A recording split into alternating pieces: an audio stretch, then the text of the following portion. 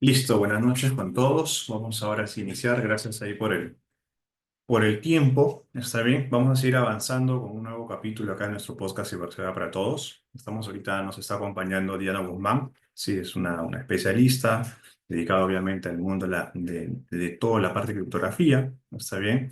A ver, comentarles un poco de Diana, ¿no? Diana es una ingeniera como tal, 15 años de experiencia, ¿no? En la parte de lo que es cifrado bancario y firma digital.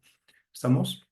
Es conferencista también internacional, ¿no? Bueno, obviamente enfocado a toda la parte de criptografía, una amplia experiencia en varios tipos de proyectos también que ha estado obviamente implementando, asesorando, gestionando, ¿correcto? Y también tiene experiencia en migración, ¿no? Entre diversas tecnologías de módulos de seguridad de hardware, ¿no? Y obviamente tiene habilidades también para el tema de entrenamiento y formación, obviamente para profesionales en esta materia, ¿sí?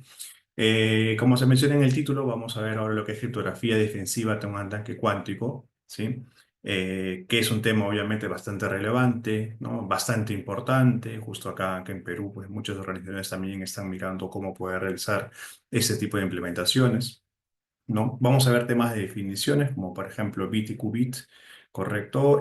Por ejemplo, tenemos bastante seguridad o enfocamos la seguridad en temas de llaves RSA, ¿no? Ahora, con el tema cuántico, esto se podrán romper, ¿no? Es algo que nosotros vamos a, obviamente, ver aquí con Diana, ¿está bien? Términos también importantes como PQC o QKD, ¿está bien? Y por ahí, obviamente, cómo intervienen también las buenas prácticas o la NIS, ¿no? En relación a esto, ¿no? ¿Correcto? ¿Qué nos dice la NIS? ¿En qué nos podemos enfocar?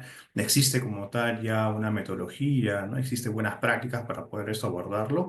Es lo que ahora obviamente Diana nos va a dar de cara ahí a su experiencia, ¿no? Entonces Diana, sin más preámbulo, te doy el pase, está bien, para que tú puedas obviamente compartir y nos vayas comentando pues sobre este tema bastante importante, ¿no?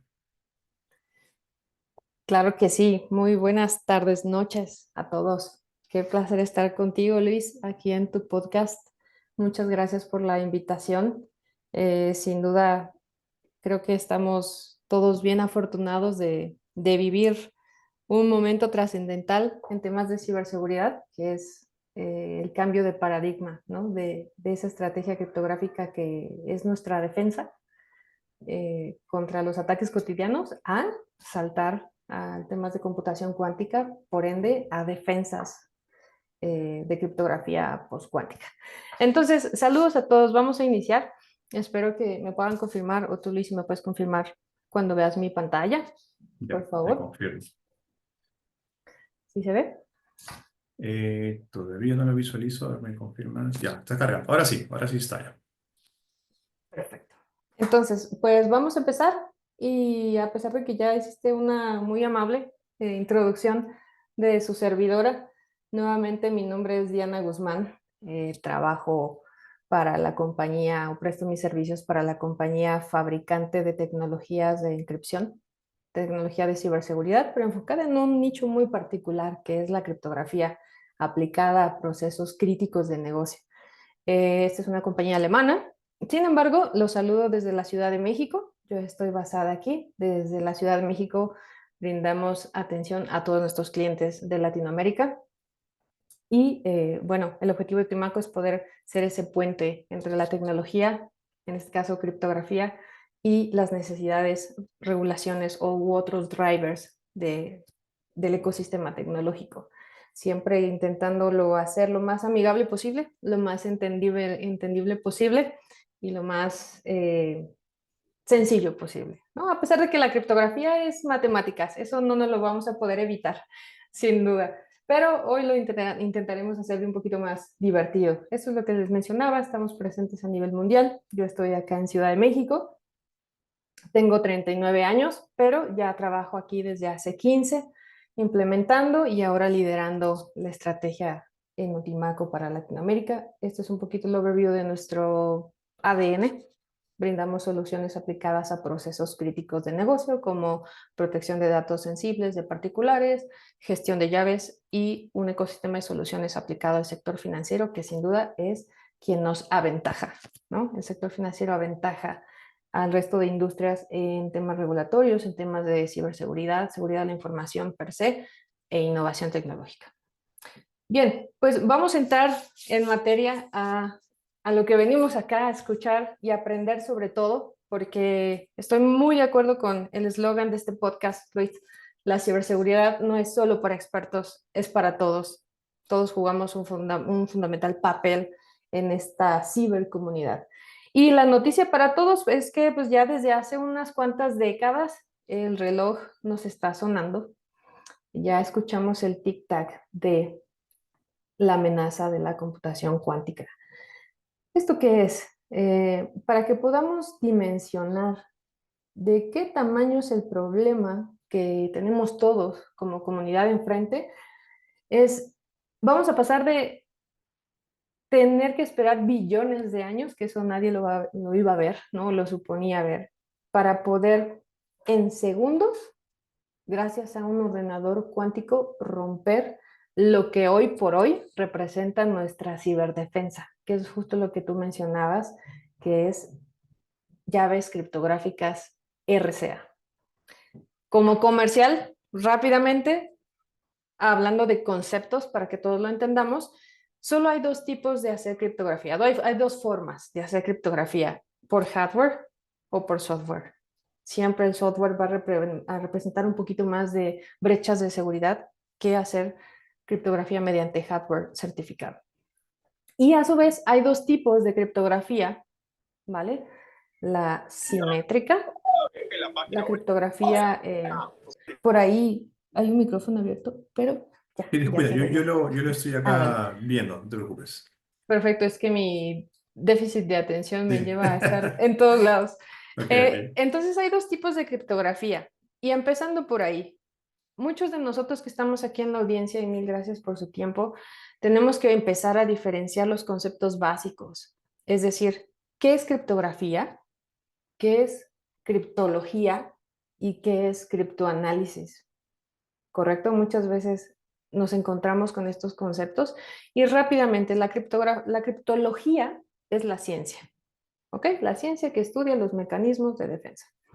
La criptografía es lo que crea e implementa estos mecanismos de defensa, ¿no? Ya es la operación e implementación de estos mecanismos de defensa. Pero el criptoanálisis es cuánto tiempo me tardo en romper lo que la criptología y la criptografía hacen juntos. Es decir, el criptoanálisis es ese estudio de qué tiempo me tardo yo o qué tiempo tarda mi algoritmo de ataque o mi algoritmo ofensivo en romper toda una defensa, ¿vale? Diciendo eso, dentro de la criptografía hay dos tipos, simétrico y asimétrico.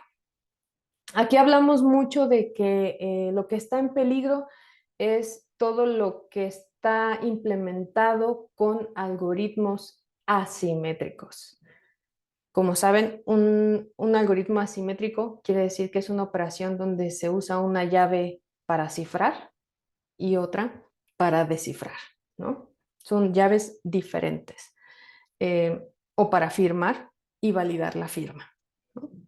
Por otro lado, lo simétrico, usamos la misma llave para cifrar y la misma llave para descifrar, ¿vale? Esa es la gran diferencia. ¿Qué hace a un mecanismo de criptografía seguro o menos seguro o más seguro? Los algoritmos criptográficos o la criptografía no son más que problemas matemáticos a resolver. ¿Qué tan difícil es que yo pueda resolver el problema matemático que un algoritmo determinado, simétrico o asimétrico, me presenta enfrente? Y es aquí que llego al punto del por qué RCA o los algoritmos asimétricos, recordemos que RCA es parte de un algoritmo asimétrico, junto con curvas elípticas, Diffie-Hellman, el Gamal, entre otros algoritmos. Así es que nosotros hoy somos consejeros de nuestras instituciones o de nuestra comunidad y donde escuchemos que usamos algoritmos asimétricos es lo que está en riesgo. ¿Por qué, Diana? ¿Por qué eso está en riesgo? Sencillo, porque como les decía que la seguridad de un algoritmo es directamente proporcional a la dificultad de resolver su problema matemático, los algoritmos asimétricos, hablando de RCA particularmente, que es lo que hoy usamos en absolutamente todo, ¿no? Desde e-commerce, transacciones, firma digital, firma de firmware, intercambio de llaves de sesión, autenticarnos en nuestra banca, aplicaciones de mensajería. No sé si se acuerdan que hasta en WhatsApp dice, este mensaje estaba cifrado con RCA, ¿no? Entonces RCA nos rodea todo el tiempo. El problema matemático que presenta RCA es la factorización de dos números primos. Y eso con un ordenador clásico, normal, como el que tengo yo aquí enfrente, tardamos mucho tiempo, muchos años. Pero con un ordenador cuántico, eso cambia a segundos. Entonces, de ese tamaño es el problema. Un ordenador cuántico lo suficientemente efectivo, y ahorita voy para allá, ¿qué es eso de que sea efectivo? Sería capaz de romper en segundos, 100 segundos, una llave RCA 2048, que no me van a dejar mentir, es el estándar de hoy en día, ¿no? Si hay preguntas, con mucho gusto aquí puedo resolverlo. Entonces, ya que dejamos eso de lado, tal vez se pregunten, oye Diana, ¿y por qué lo simétrico, AES, por ejemplo, 256, no está en riesgo o no está tan vulnerable? Porque su problema matemático a resolver se traza o se lleva a cabo con matrices y vectores, que es muchísimo más difícil computacionalmente hablando resolverlo. Bien, dicho eso, como todos conocemos, esto está en medio de una evolución. Entonces, somos tan afortunados que vamos a ser testigos de que hoy sabemos que la unidad básica de medida de los ordenadores es el bit, ¿no? Blanco, negro, 1, 0, vivo, muerto, ¿no? O cosas así de contrastantes. Eh, la nueva unidad de medida de los ordenadores cuánticos se llama qubit, ¿no? O qubit, como gusten llamarlo. Esto se basa, la computación cuántica se basa en la mecánica cuántica o en la física cuántica, las cuales tienen dos propiedades muy interesantes. La primera de ello es el entrelazamiento. El entrelazamiento es como cuando alguien tiene un gemelo y dice, ay, es que yo siento lo que mi gemelo siente, ¿no? Si mi gemelo está triste, yo estoy triste. Si mi gemelo está enamorado, yo me siento igual. Ese es el entrelazamiento entre dos partículas de un qubit. Que lo que le pase a una partícula dentro del qubit, y ahora les voy a enseñar esta representación gráfica creada por IA de lo que sería un qubit, lo que le pase a una de sus particulitas lo va a replicar otra, sin importar la distancia de este qubit que tenemos aquí, ¿no? ¿Qué quiere decir eso?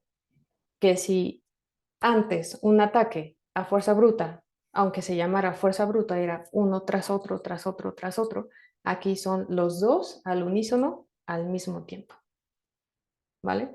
Entonces, pero exponencial. Entonces los ataques ya van a ser súper exponenciales. Y la segunda propiedad es la superposición. Antes decíamos que un bit solamente podía ser 1 o 0, ¿no?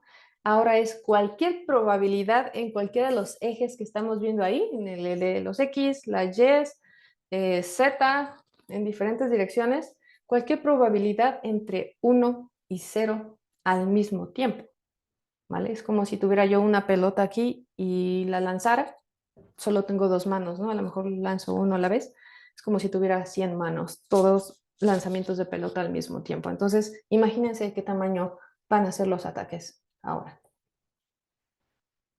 Bien, ya dijimos que la fortaleza de la criptografía radica en qué tan difícil es su problema matemático. Bueno, el problema matemático de la nueva criptografía defensiva postcuántica, llamémosle, que nos va a defender, va a radicar en resolver una matriz, una red, un látiz o una red de matrices por vectores gigantes para definir cuál es la distancia entre un punto y otro entre esa red, más un error.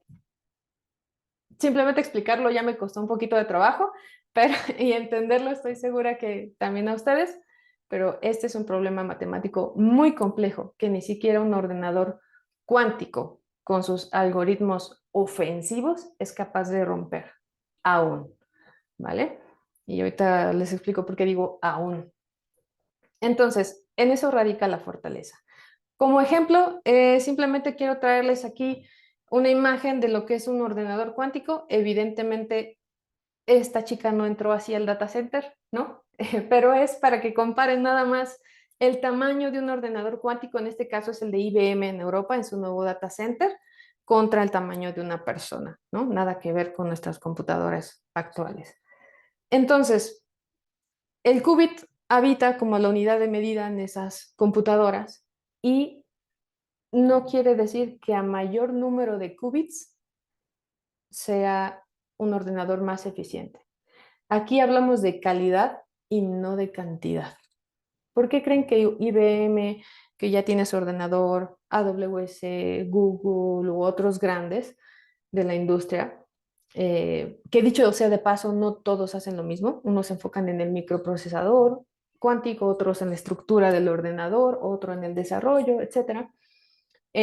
Aquí se trata de qué tanta calidad entre sus partículas tienen estos qubits, qué tan eficientes son en el entrelazamiento, en la superposición, etcétera. Si no, hoy en día ya estuviera el ataque cuántico expuesto, ya estuviéramos operando a grandes escalas con estos ordenadores cuánticos, pero realmente la eficiencia de un ordenador cuántico radica en qué tanta calidad tienen sus qubits, ¿vale? Puede ser un ordenador cuántico con 1000 qubits, pero no tan eficiente, contra un ordenador cuántico que tiene 120 qubits, pero son más eficientes, ¿vale?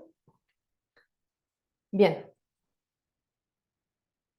entonces, volviendo un poco a la amenaza cuántica del problema que tenemos hoy enfrente, ¿qué está pasando hoy en día con esto? Hoy en día, desafortunadamente, ya hay compañías que están siendo vulneradas y no lo saben eh, ante el famoso ataque de recolecte ahora y descifre después. ¿Qué es eso? Muchas industrias tienen información muy valiosa, ¿no? ¿A qué me refiero? A que hay periodos muy longevos en que un dato es valioso o explotable. Los bancos lo tienen, gobierno lo tienen, ¿no? Los biométricos, expedientes de salud, patentes, entre otros. Eh, que lo que están esperando estos chicos malos es poder recabar toda la información posible sin que nadie se entere y una vez que ya salgan los ordenadores cuánticos del lado de los malos, empiezan a descifrar todo cuanto sea posible y explotar esa data. Y por supuesto, como les decía, lo más vulnerable ahora es RCA. Hay que tener cuidado dónde usamos RCA en nuestras compañías, en nuestras vidas, con nuestros proveedores, en nuestros proyectos. Y no solo eso, muchas de las preocupaciones en una encuesta que hicimos en febrero y marzo de este año, muy recientemente, que con mucho gusto lo podemos compartir contigo, Luis, y tu audiencia, dice que el 63% está preocupado por sus PKIs, su infraestructura de clave pública, donde los certificados digitales, adivinen qué, usan llaves RCA, públicas y privadas. Entonces, necesitamos empezar a ver ya cómo vamos a resolver ese tema.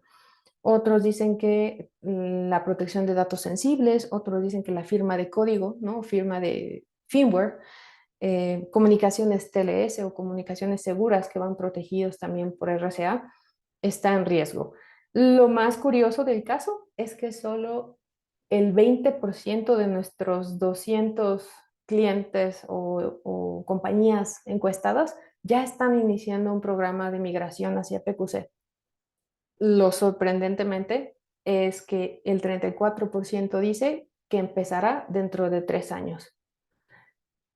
El problema que tenemos ante ese tipo de situaciones es que ojalá tengamos tanta suerte para que un ataque cuántico no salga antes de esos 3 años. La mayoría de expertos, universidades, gobiernos, fabricantes, coincidimos en que el ordenador cuántico eficientemente potente para romper RCA o nuestra ciberdefensa saldrá en el 2030. Los más positivos dicen que 2035, ¿no? Es cuando ya empezará a ser una realidad estos ataques. Entonces hubo a bien un científico que planteó el teorema de Mosca, ¿no? No de la mosca, sino de Michael Mosca, ese es el nombre de esta persona, y nos dice que tenemos que considerar el tiempo que nos va a tomar migrar, planificar, migrar, indagar, inventariar, dibujar el roadmap de migración, más el tiempo que nuestros datos son explotables, confidenciales o útiles, ajá, y que ese tiempo no sea mayor al tiempo en que va a tardar en aparecer el primer ataque cuántico, lo suficientemente peligroso y efectivo como para que no nos dé tiempo de ganarle o de prevenir a eso. No todo está perdido. La realidad es que esta estrategia defensiva, ¿y por qué llamo defensiva? Porque si han visto Código Enigma en Netflix, sabrán que a la criptografía hay dos tipos, ¿no? La defensiva y la ofensiva. Nos defendemos con ciertos algoritmos criptográficos y los malos atacan con otros diferentes, ¿vale? Entonces, hay un proceso de estandarización, el cual ya arrancó desde hace una década casi. El primer ordenador cuántico se lanzó en el 2011, el D-Wave One, ¿no? Así se llamó. En el 2016, el NIST dice, a ver, todos atentos, universidades, todo el que quiera participar y se considere lo suficientemente bueno para crear un algoritmo postcuántico que nos defienda en el futuro, tráigalo aquí a la mesa. Entonces, en el 2016, 86 algoritmos concursaron para quedar como el algoritmo o los algoritmos que serían nuestra defensa para el futuro, ¿no? Hoy el presente, ya. Entonces, eso ocurrió en el 2016.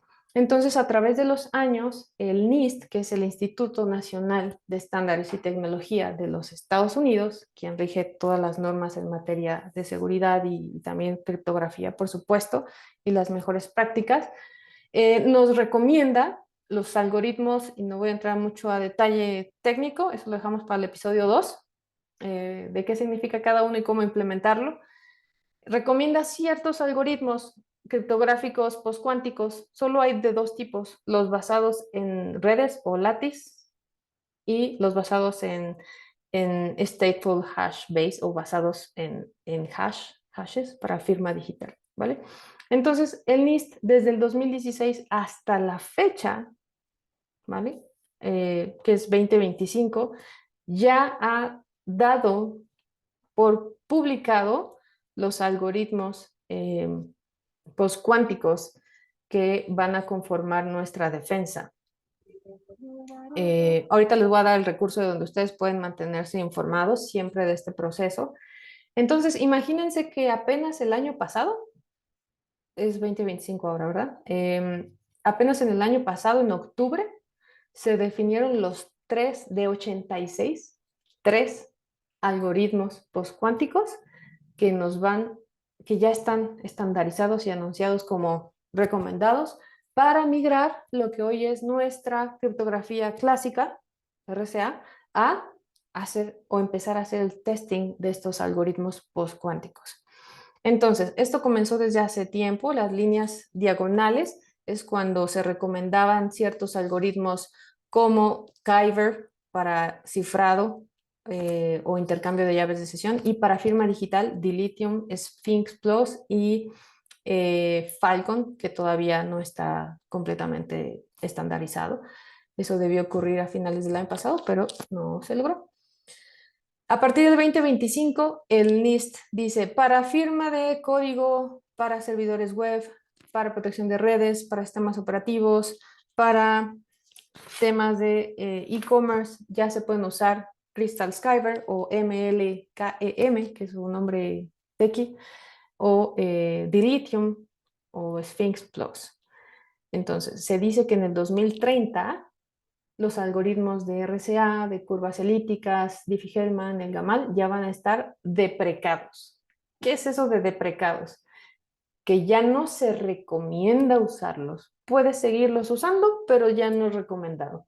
Y en el 2035 es cuando ya van a estar deshabilitados. Es decir, cuando de plano el NIST ya no va a admitir el uso de estos algoritmos que acabo de mencionar clásicos, ¿no?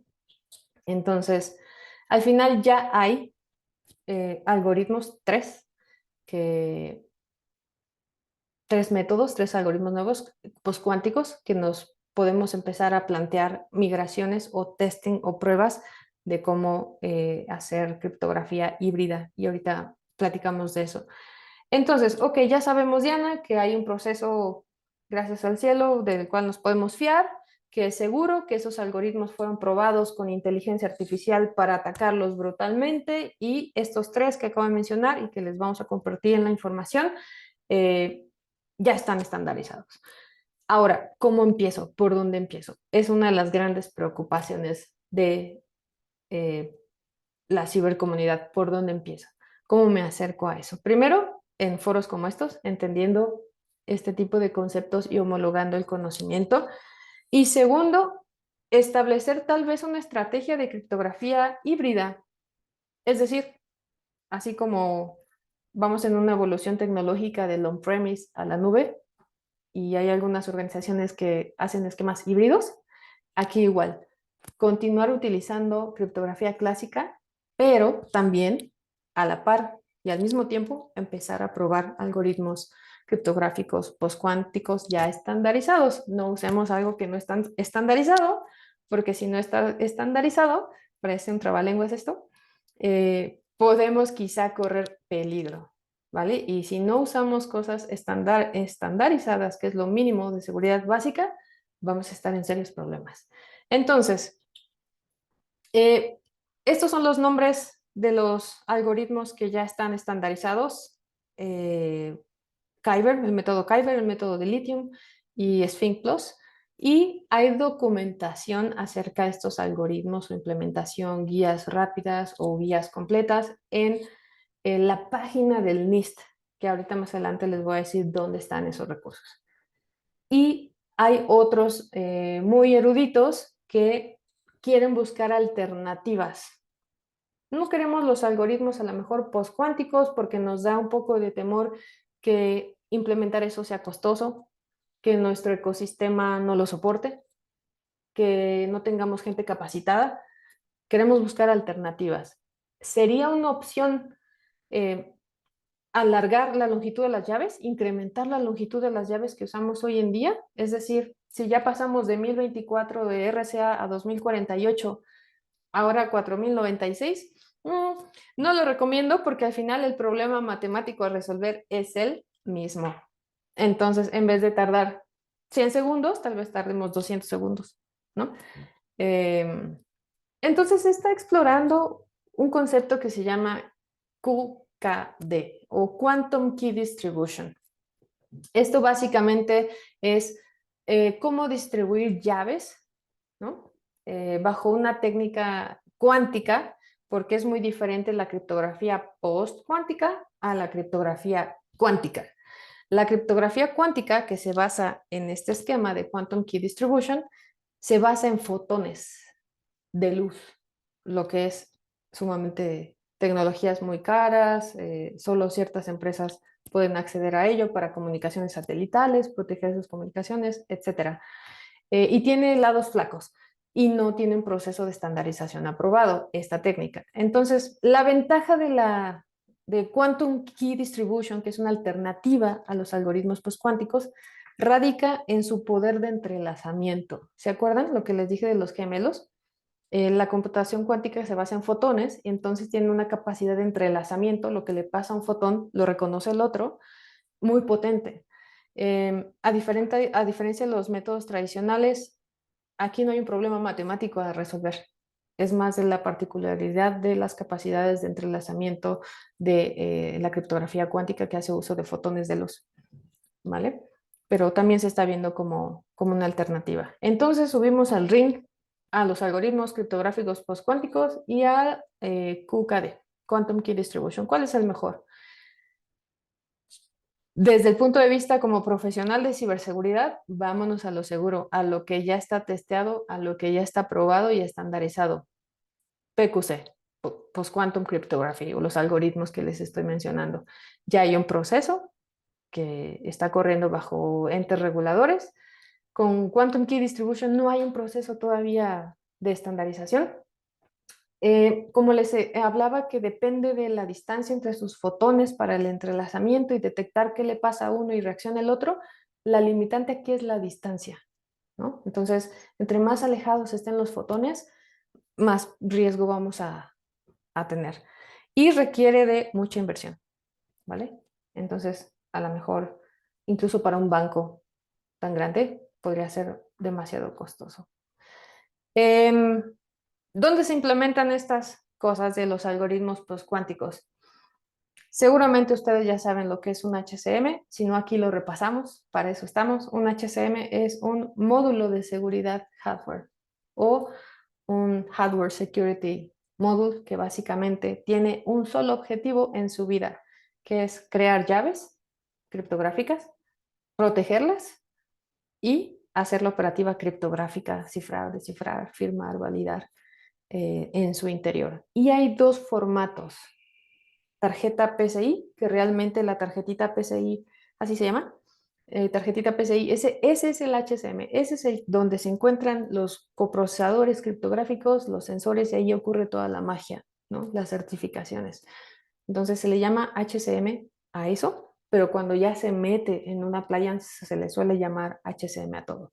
Entonces, en estos juguetes es donde hoy en día los bancos, el gobierno, las nubes públicas, las nubes privadas hacen su operativa criptográfica, pero bajo un esquema de cripto clásica, ¿vale? Simétrico, asimétrico.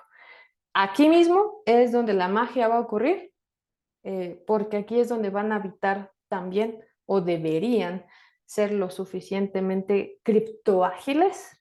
La criptoagilidad es esa capacidad de poder usar varios protocolos, estándares, algoritmos al mismo tiempo, ¿vale?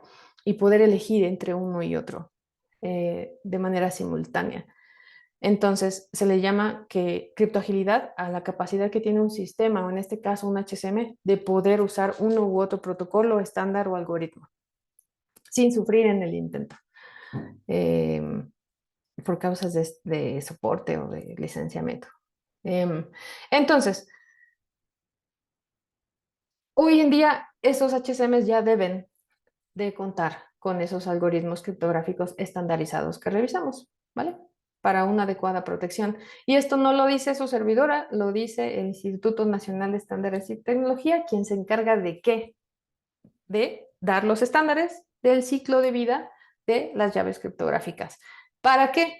Para, en vez de estar en este escenario, porque hoy en día, no me voy a dejar mentir, hay llaves del sector financiero, hay llaves de instancias de nube, y no tenemos una sola instancia de nube, tenemos la nube azul, la nube roja, la otra nube azul, tenemos llaves de bases de datos, tenemos llaves de terminales, de cajeros automáticos, llaves de certificados digitales, llaves de... y así se vuelve un universo criptográfico muy difícil y expuesto de controlar o de inventariar. Entonces, lo mejor siempre es tener una correcta, adecuada gestión de llaves. Si tenemos una adecuada gestión de llaves, va a ser mucho más fácil hacer el inventario. ¿Para qué? Para llegar a este punto, ¿vale? ¿Por dónde empezamos? ¿Qué es lo que tenemos que hacer, Luis?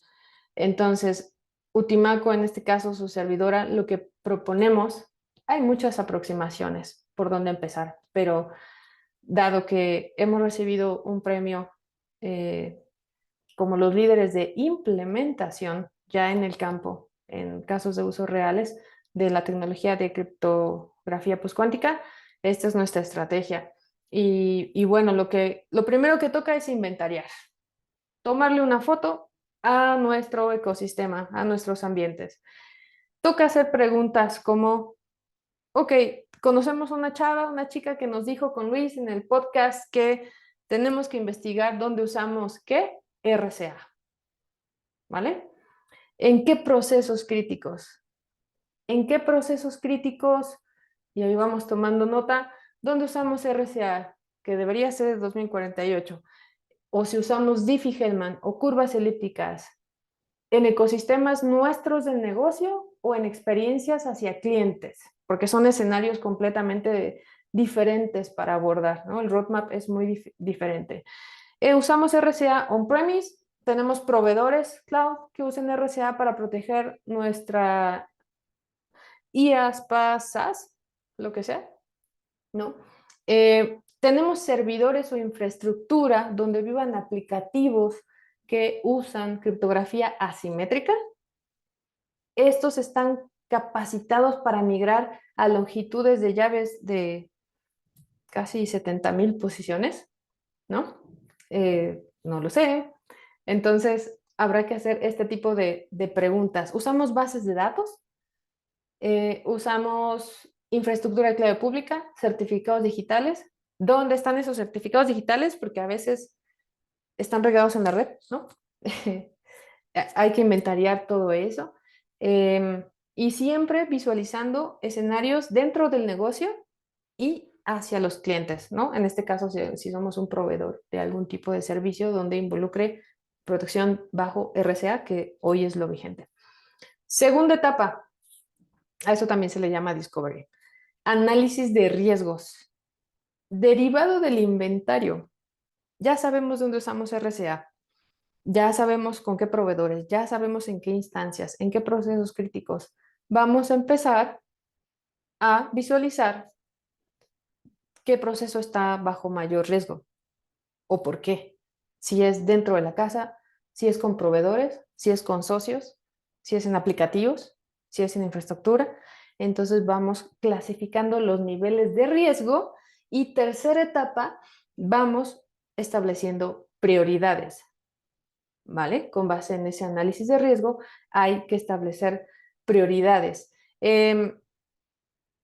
Para este proceso, la etapa 3 es análisis de prioridades y el último, es que me sonó mi celular, perdón, me distraje.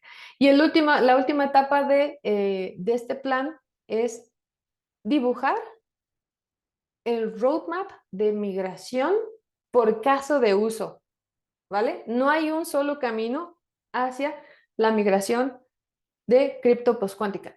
Dependiendo del número de casos de uso, firma digital, accesos y validación de identidad digital, firma de documentos, cifrado de comunicaciones, tenemos una PKI. Cada caso de uso va a tener su propio proceso, su propio roadmap o su propio plan de migración, ¿vale? Lo último, se los prometo, es adquirir el HCM como servicio, tercerizado, administrado u on-premise, ¿vale? Eso va a ser lo último, créanme. Entonces, lo prometido es deuda.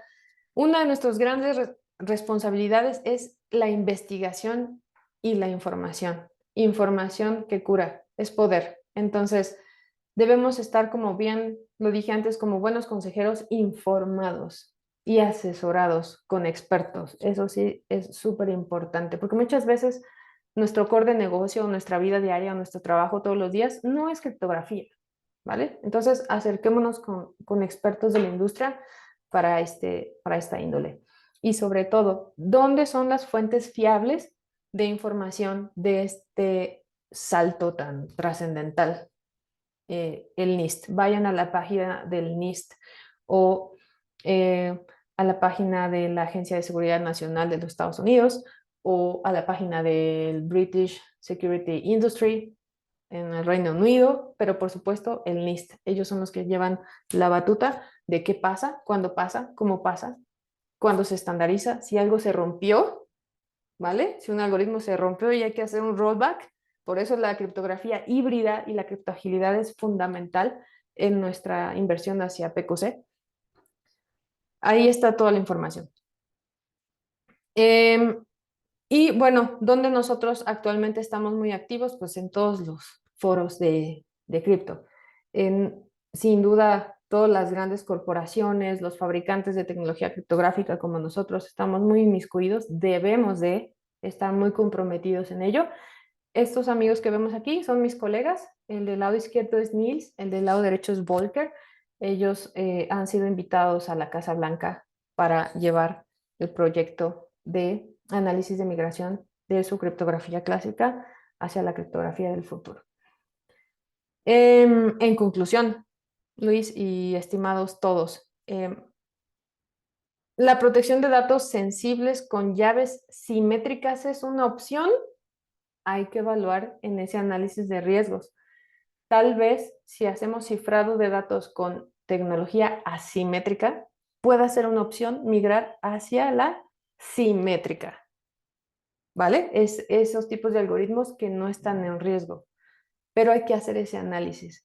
Y no solo un análisis de si es viable, sino cuáles son los algoritmos seguros disponibles clásicos y si es una opción viable migrarnos hacia allá o de plano tenemos que ir hacia uno postcuántico.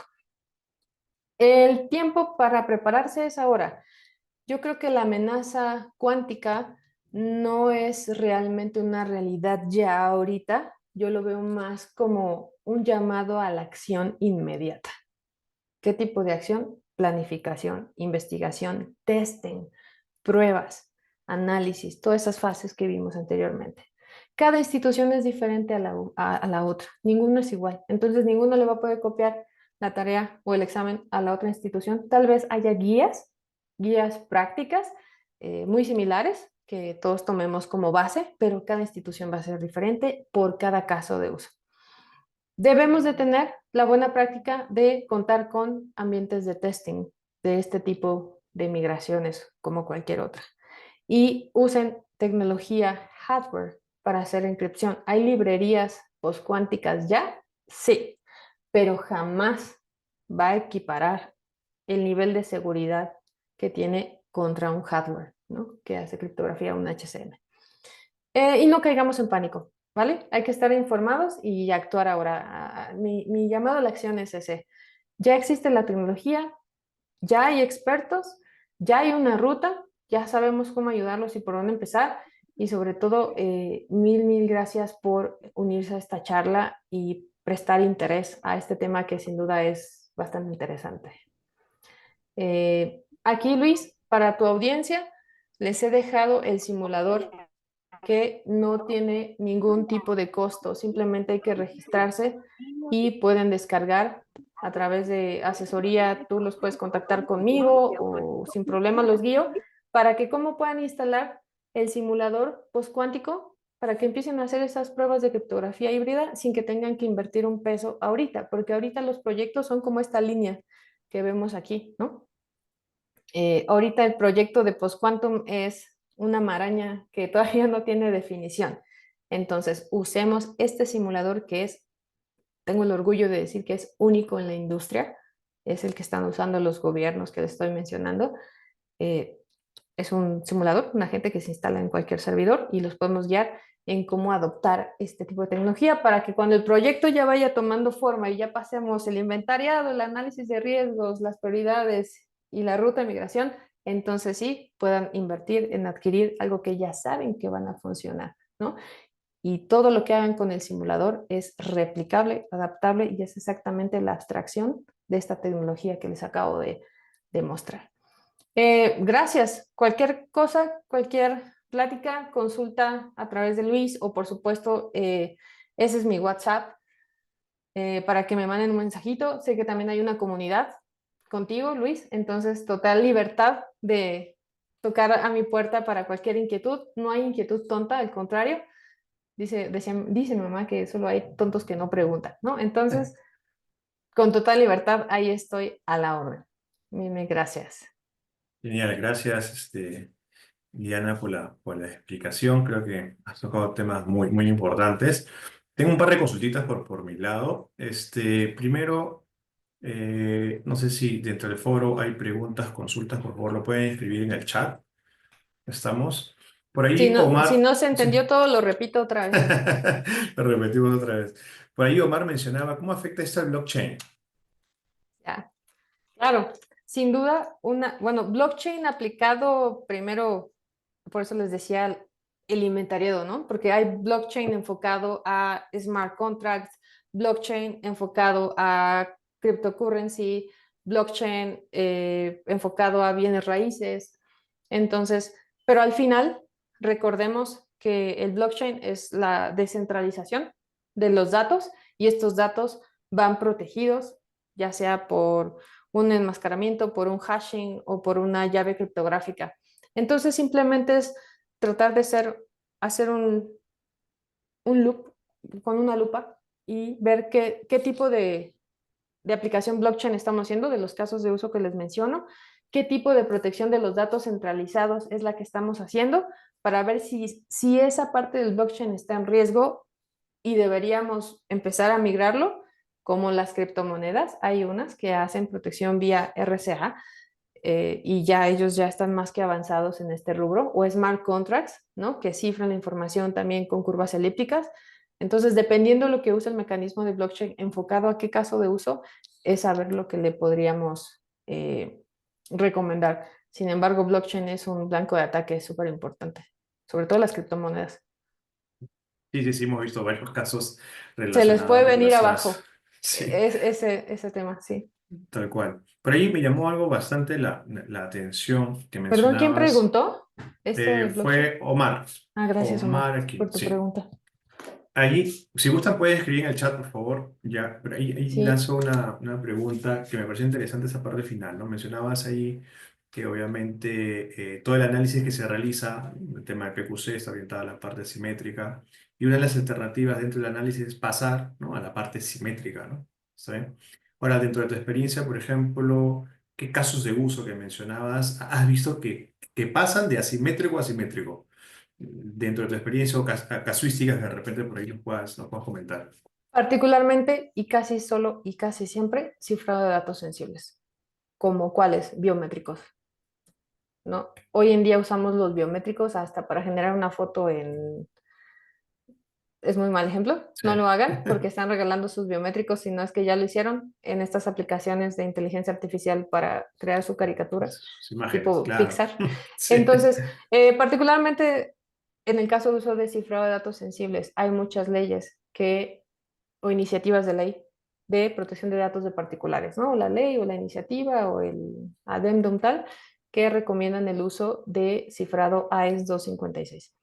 Triple desllano. Entonces, particularmente en mi experiencia, en el caso de uso de cifrado per se, cifrado tal cual, cifrado de datos sensibles. Ujú. Ya, perfecto, perfecto. Y ahora, otro punto de vista también, o sea, teniendo en cuenta la parte de tecnologías emergentes que por ahí mencionabas, temas de nube y lo demás, por ahí quería realizar una pregunta con respecto al tema de IoT, ¿no?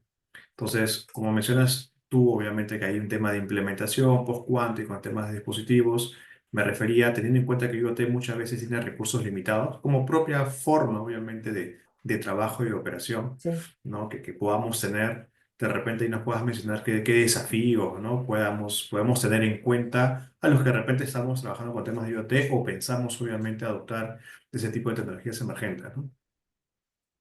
Sí, bien. Sin duda, el tema de IoT o manufactura, que dependen mucho de las capacidades de los dispositivos, lo que yo te mencionaba en nuestro chismecito previo, es nuestros clientes principales también son los que fabrican chips y microchips.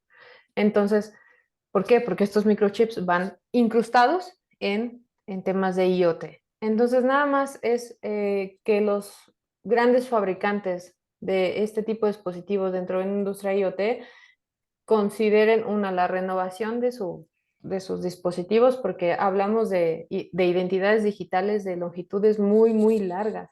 Entonces, hay dispositivos que tienen flags o registros de tipo de llaves que se les van a inyectar para que ellos presenten su identidad dentro de su proceso de trabajo de nada más 4 posiciones, ¿no? Porque se casaron con 1024, se casaron con 2048 o 4096. Sí, No hay pierde, solo había 4 dígitos, ¿no? claro. Ahorita hablamos de 50,000, 70,000 eh, posiciones, ¿no? Que eso es una de las tareas que tiene que ser IoT y no solo IoT, todos. Más allá de saber que ya hay nuevos algoritmos que pueden ayudar a nuestra firma de código, a nuestra firma de documentos, a nuestra PKI, a nuestra inyección de llaves en dispositivos IoT, tenemos que analizar el tipo de algoritmo, porque, por ejemplo, simplemente para temas de firma digital o identidad digital, hay tres opciones. Una todavía no está estandarizada, pero al menos tenemos dos. ¿Cuáles son esas diferencias entre los dos? ¿Cuáles son sus longitudes? ¿Cuál es su latencia en tiempos de respuesta? Entonces, yo creo que el área de mejora, para ser más concreta, porque si no yo me voy con como hilo de media, es validar que la infraestructura de IoT o los dispositivos tengan la capacidad de albergar este tipo de saltos. Y si no, ser bien cuidadosos a la hora de seleccionar los nuevos algoritmos que se van a utilizar. Claro, que vamos a implementar, ¿no? De acuerdo, obviamente, al escenario que Ujú. tengamos, ¿no? Tal cual, tal cual. Y ahí, por ejemplo, José le hace una consulta bastante interesante mencionando, tengo curiosidad sobre la realidad en cuanto a saber en la capacidad de construir un computador cuántico. Creo que va relacionada a la imagen que nos mostraste con esta persona ahí, ¿no? Es un Sí, asunto aislado, ¿no? Es identificable quiénes podrían tener la capacidad de generar estas amenazas. Ya va más un tema de construcción y operación, ¿no? ¿Cómo lo ves tú ahí? sí. Bueno, yo dividiría, estoy releyendo la... Ya. Siempre hay dos bandos, José, ¿no? Están los chicos buenos y los chicos malos, ¿no? De los chicos malos no tenemos idea, las malas noticias salen de trancazo, ¿no? Entonces ahí no sabemos como quién tendría esa capacidad.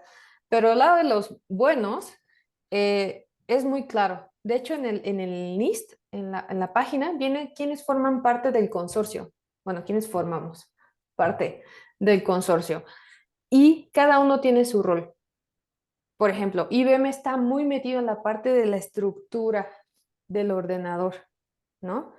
Eh, AWS está muy metido en la parte del coprocesador, del procesador. Eh, Universidades españolas, que es cuna de este tema también, están encargadas en la parte de R&D, del desarrollo del código que va a correr en el ordenador cuántico. Utimaco, pues no puedo negar la cruz de mi parroquia, nosotros estamos en la parte de dónde corren estos algoritmos criptográficos, ¿no? En el HCM o en la placa PCI que mostramos que va incrustada a este tipo de tecnologías. Entonces, yo lo que sugeriría es fácil de identificar quién está en eso, quién tiene la capacidad. De hecho, hubo en TikTok un rumor si realmente Willow, que es el ordenador cuántico de IBM en este momento, realmente ya es capaz no de detonar un ataque cuántico, porque estamos hablando del lado de los buenos, pero sí de ayudar a agencias como la NASA a hacer cálculos de trayectos espaciales con muchísima más efectividad en cuanto al tema de la matemática para hacer ese tipo de cálculos. Entonces, ahí mismo en el consorcio, en el NIST, en la documentación, viene quién está participando y qué está haciendo cada uno de ellos, ¿no? Interesante, interesante. Se Ahí no dice sé que de aquí si... al 2030 no va a haber un ordenador lo suficientemente efectivo, pero bueno, las cosas cambian de un día a a otro. otro. Sí. Ahí no sé si alguien más tiene alguna pregunta o consulta. Si no, por ahí nos comentabas, Diana, que hay material que nos puedas compartir y ahí me envías para, obviamente, compartir a la comunidad. O la URL de repente, ¿no? Donde Sí, mencionabas. la, Para... el ADN de su servidor y de la compañía para la que trabajo es el compartir conocimiento y hacer comunidad. Entonces, tienen el simulador. Te voy a pasar la presentación para que la puedas compartir con tu comunidad en el Ya. chat o en el link del canal. También pueden descargar en nuestra página la guía, ya no solo las 4 fases, sino una guía de migración. Tienen el código del simulador también. Si en algún momento ustedes representan parte del equipo de defensa, porque esa es otra pregunta que yo me auto voy a hacer, porque me la han hecho muchas veces, es ¿quién es el responsable de la estrategia de migración a post-quantum en la empresa? Y todos, Buen así, punto. claro. Entonces, el CEO, porque es su empresa. El CTO, porque es tecnología. El CISO, porque pues es seguridad o Seguridad. ciberseguridad. No, pues desarrollo, porque pues ellos son los que se tienen que chutar la migración y hacer las pruebas, ¿no? Entonces, eh, ahí en la guía viene mucho de estas recomendaciones basadas siempre en el NIST, ¿no? Siempre en el NIST, pero poniéndole nuestro toque desde el punto de vista criptográfico de Utimaco. Entonces, con mucho gusto. ahí estoy también por LinkedIn, tienen mi perfil, mándenme un mensajito, nos agregamos. Comúnmente estamos haciendo webinars en español porque es importante contar con información en español. A veces el idioma es una barrera y hay que ser sensibles a eso. Entonces, Genial, nada, estamos aquí para hacer comunidad entre todos. Muchas genial, gracias por su Eliana. atención y por a ti por invitarme, Luis. Encantada de la No, próxima. gracias. La sesión 2, la sesión 2. Muchas gracias. Más bien Claro, ahí a toda la comunidad estoy compartiendo los diferentes canales para que nos puedan comunicar, ¿no? Está el canal de YouTube, la comunidad para que puedan ingresar también, para las cuentas de LinkedIn, tanto de Diana y mío, y también el LinkedIn gracias a Timaco. ustedes, Pau y Sí, José y todos. Muchas gracias por su sí, atención. El recurso igual, más valioso de gracias. ahora es el tiempo. Así es que Exacto. mil gracias. Igual, nos vemos. Chao, chao. Hasta luego. Saludos.